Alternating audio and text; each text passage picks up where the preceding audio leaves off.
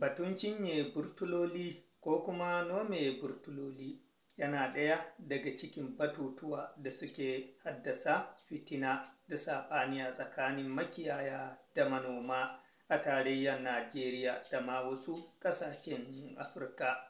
A ƙoƙarinta na ganin ta inganta zaman lafiya da fahimtar juna a tsakanin waɗannan al'ummomi biyu, gwamnatin jihar Bauchi ƙarƙashin jagorancin gwamna Bala Muhammad Abdulkadir ta ƙirƙiro da matakan fitar da burtulolin da aka toce.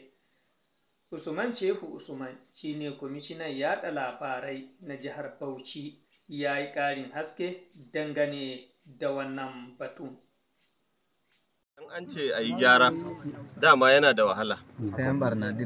Ko da mutum hannunsa ya karye, in an ce saboda ciwon da yake ji ba za a ɗaure hannun ba, sai dai hannun ya rufe. Wannan da abin da aka yi da su sarakuna da masu littafi da su kansu Fulani, su aka zo taimakawa. Domin idan dan kana sarki kana gani an toshe lawali ka ƙi yin magana saboda kana ganin na kusa da kai ne, to lokacin da abu ya rincaɓe kai ba wai toɓe ka za a yi ba, za a zo a ɗauke ka ba. Idan babu zaman lafiya, hatta su 'yan siyasa da ke ƙananan garuruwan nan ba mai zama a wajen. Mun ga abin da ya faru a Zamfara. Duk wanda yake da wani mukami ya ƙaura daga ƙauyen, sun koma, wasu na Gusau, wasu na Sokoto.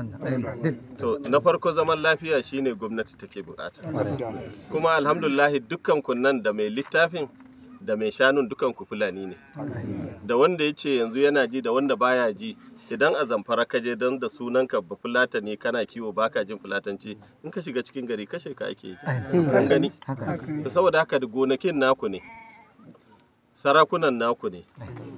Abin da ya ban farin ciki, mun je gona ɗaya, na ga mutumin mai gonan kansa ya ɗauki adda yana sarewa. Wannan alaman cewa ana son gaskiya.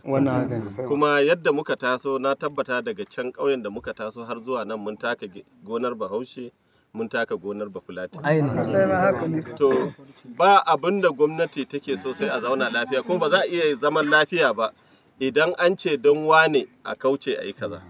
To wannan hanyar da muka bi aka buɗe burtali, muna fatan zai kawo zaman lafiya. A inda muka zo makon jiya muka cire, mun zo mun bi wurin, mun ga an yi kiwo a wajen, kuma sun tsaya iya inda aka shata. Mun tambayi sarkin wajen, ya ce mana tunda muka tafi dai ba wata matsala da ta taso. To muna fata nan ma ba wai mun zo ƙarshe ba ne, don nan gaba ma akwai. Insha Allahu za mu dawo. Aikin yana da yawa, amma kamar yadda ake faɗa, idan kuma aka fidda burtali, wani ya je ya sa shanunsa cikin gona wanda ba ta burtali ba, dama akwai hukunci a kai. So duk abin da muke yi dinnan ba wanda ba mu sani ba, domin wanda yake cewa yanzu an sare masa gona, in an ce masa ya kawo takardan da ya sayi wannan wurin ba zai kawo ba. In ma akwai takardan, sai dai wani ya bashi ta bogi, ba gwamnati ba, don gwamnati ba ta sai da burtali.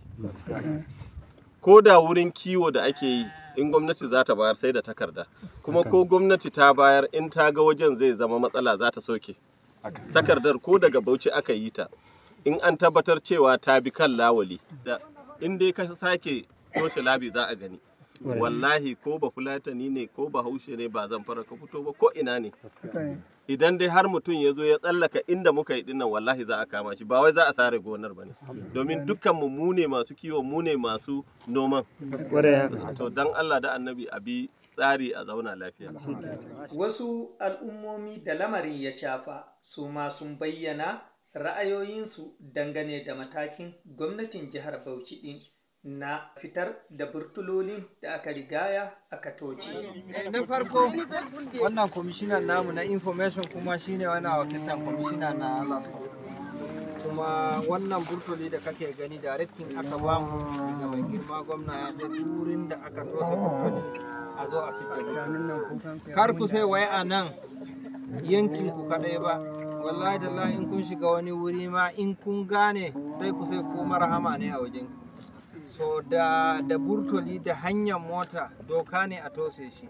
Don Allah ka gaya ma sarki mai littafin ka, daga bana duk wurin da aka gan burtoli a kiyaye. Kada ku ga an tsaya ana da na Bordo da duk Bauchi gaba ɗaya sai an buɗe. wannan an soma da gunku ne, sauran guraren duka za a bude kuma ya zama kowa aya. Wanda ya ga asara bana saboda shukan da yi kaga ba zai ba da sake idan yayi baɗi ma muku albishir za a sake zo a sake bata abin da kuka yi. Wannan kawai shine. To assalamu alaikum, sunana Abdul Karim rubuta kan dudu masha. Abinda zan ga mana mu filani kun ga an bude burtuli leño din opti burtuli to kashe di mon neddo hula doka wallahi duk wanda ya ketar doka yayi ta'adi ba za mu lamunce shi ba. Kuna ji tsakanina da wanda halice ne ba mu da dan hwari ba mu da na farko. Duk wanda ya ketar doka billahi allazi za mu hukunta shi, iya fi kadin ma za mu kai su ga sama. Wannan shine ya inda aka fitar da burtuli ya wuce ya kiwace gona to ya tabbatar wallahi kana ciga doka wallahi tallahi mai gona ba mu kai ko kai ko. Rahoton kenan Ibrahim Iramu Dace ko da rediyo da TV Abuja.